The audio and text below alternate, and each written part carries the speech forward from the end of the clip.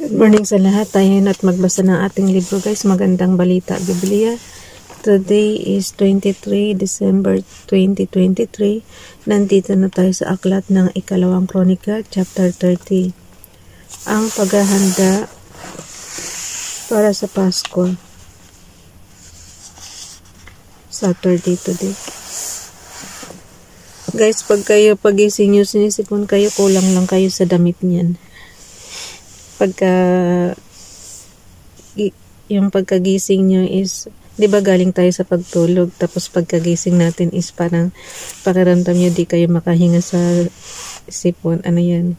It means kulang kayo sa suot na damit. Magmakapal kayong damit. Kasi nga winter na dito.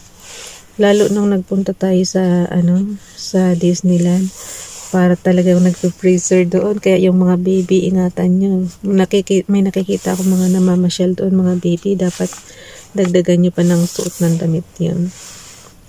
Kasi nga nakakasipon tsaka nakakaubo ang lamig guys. Lalo na tayo, mahihina tayo sa lamig. Tapos pagising ko pa natapon pa yung tubig. Nako po. Kaya siguro pakiramdam ko, ba't kaya lamig-lamig? may katabi kasi akong tubig kasi nga iniinom ko yun. Ayun. Sige, basa na tayo. Ang paghahanda para sa Pasko. Ikalawang Kronika, chapter 30, verse 1. Inanyayahan ni Ezekias ang buong Israel at Juda upang idaos sa Jerusalem ang Pasko ni Yahweh, ang Diyos ng Israel. Pinadalhan din niya ng sulat ang mga taga-Ephraim at Manases. Verse 2, pinag-usapan ng hari ng mga pinuno at ng buong kapulungan na idaos ang Pasko sa ikalawang buwan. Verse 3, hindi ito na idaos sa takdang panahon sapagkat maraming pari ang hindi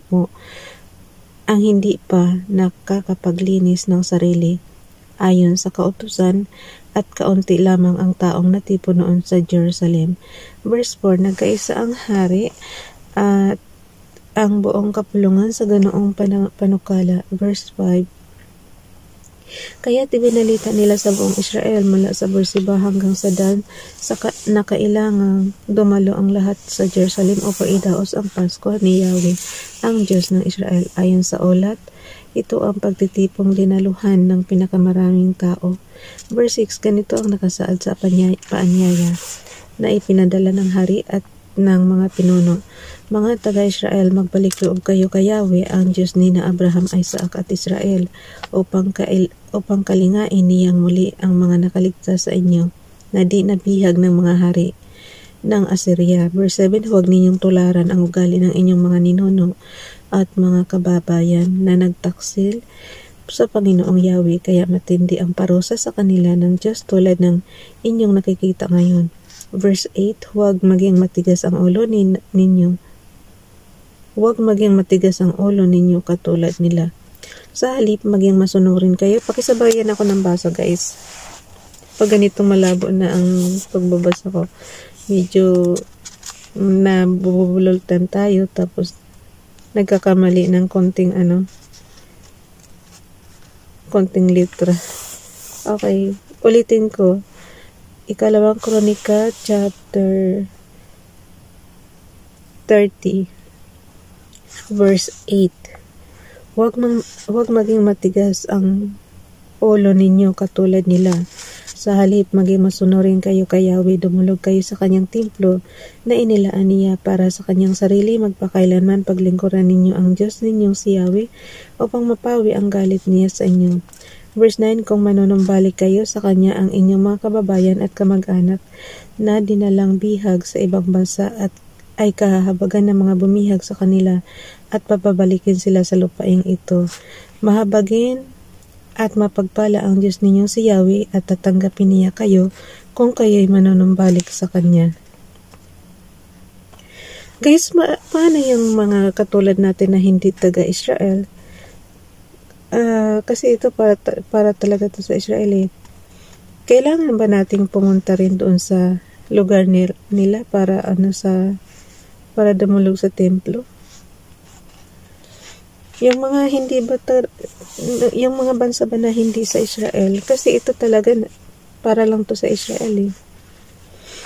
Verse 10, pinuntahan ng mga sugo ang lahat ng lungsod, kaya nga kasaysayan ito ng Israel, diba?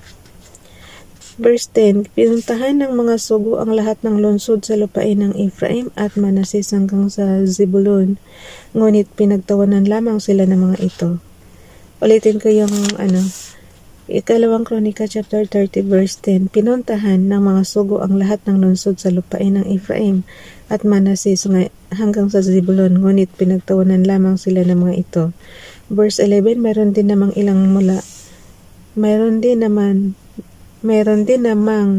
ilan mula sa Asher, Manases at Zebulun na nagpakumbaba at pumunta sa Jerusalem. Verse 12, ngunit niloob ng Diyos na dumalong lahat ang mga taga-Juda at magkaisa silang sumunod sa utos ng hari at ng mga pinuno nila ayon sa salita ni Yahweh. Ang pagdiriwang ng Pasko, Ikalawang Kronika chapter 30 verse 13, napakaraming pumunta sa Jerusalem noong ikalawang buwan upang ipagdiwang ang pista ng tinapay na walang pampaalsa. Verse 14, inalis nila ang mga altar sa Jerusalem na pinagsunugan ng mga handog at ng insenso at itinapon ang mga ito sa libis ng Kidron. Verse 15, pinatay nila ang mga korderong pampasko noong 14 na araw ng ikalawang buwan na pahiya ang mga pari at Levita, kaya naglinis sila ng sarili at nagdala ng mga handog na susunugin sa templo ni Yahweh. Verse 16, muli nilang ginampanan ang dati nilang tungkulin ayon sa kautusan ni Moises na naglingkod ng Diyos.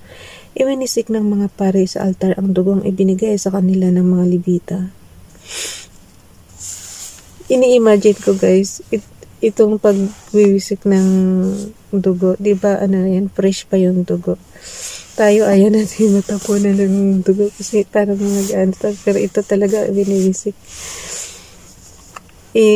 Sa panahon natin ngayon, makahawak lang tayo ng dugo, parang nandidiri na tayo, di ba? Ito talaga, biniwisik talaga nila. Okay, ulitin ko.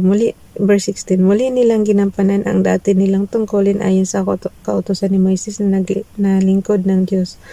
Iwinisik ng mga pare sa altar ang dugong ibinigay sa kanila ng mga Levita. Verse 17, marami sa kapulungan ang hindi pa nakakapaglinis ng kanilang sarili ayon sa kautusan, kaya nagpatay ang mga Levita ng mga korderong pampasko upang maging banal ang mga ito para kay Yahweh.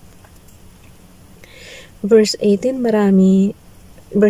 kahit marami ang hindi pa nakakapaglinis ng kanilang sarili, ayon sa kautusan kumain na rin sila ng korderong pampasko. Karamihan sa mga ito ay buhat sa Ephraim, Manases, Issachar at Zebulun.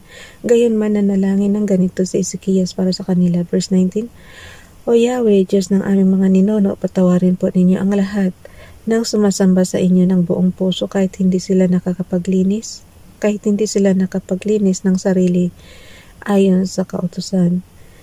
Verse 20, pinakinggan ni Yahweh si Ezekias at pinatawad ang mga tao. Verse 21, 7 araw nilang ipinagdiwang ang pista ng tinapay na walang pampaal sa buong lakas na umawit ng papuri araw-araw ang mga pari at ang mga Levita kay Yahweh. Verse 22, pinuri ni Haring Ezekias ang mga Levita dahil sa maayos nilang pangangasiwa ng pagsamba kay Yahweh. 7 araw na ipinagdiwang ng bayan ang kapistahang iyon. Nag-alay sila ng mga handog, pangkapayapaan, kumain ng mga handog at nagpuri kay Yahweh ang Diyos ng kanilang mga ninuno. Verse 23, nagkaisa ang kapulungan na ipagpatuloy ng 7 araw pa ang pista, kaya 7 araw pa silang nagsaya. Verse 24, nagkaloob si Hari Ezekias ng 1,000 toro. Wow, ang dami.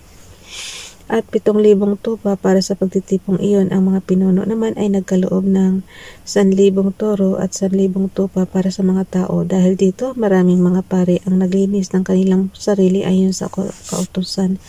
Verse 25, masayang masaya ang lahat ng mga mamamayan ng Juda, ang mga pari at ang mga Levita, gayon din ang lahat ng dumalo, buhat sa Israel at ang mga dayuhang nakikipanirahan sa Israel at sa Juda. Verse 26, noon lamang nagkaroon ng ganoong pagdiriwang sa Jerusalem mula noong panahon ni Solomon na anak ni Haring David ng Israel. Verse 27, tumayo ang mga pari at ang mga Levita at binasbasan ang mga tao. Ang panalangin nila ay nakaabot sa tahanan ng Diyos sa langit. Nandito na tayo sa, hanggang dito na lang guys, tapos na yung oras ko. Malilate naman ako. Bukas na yung karugtong yung chapter 31. Kalawang Kronika chapter 31. Lagyan ko lang ng tanda. 24 na tayo bukas. Ano siya dapat karugtong siya kaya lang mauubos yung oras ko. Mahaba-haba pa kasi ng konti 24. Disperas na pala ng Pasko bukas guys. December 2023. Bye everyone. God bless.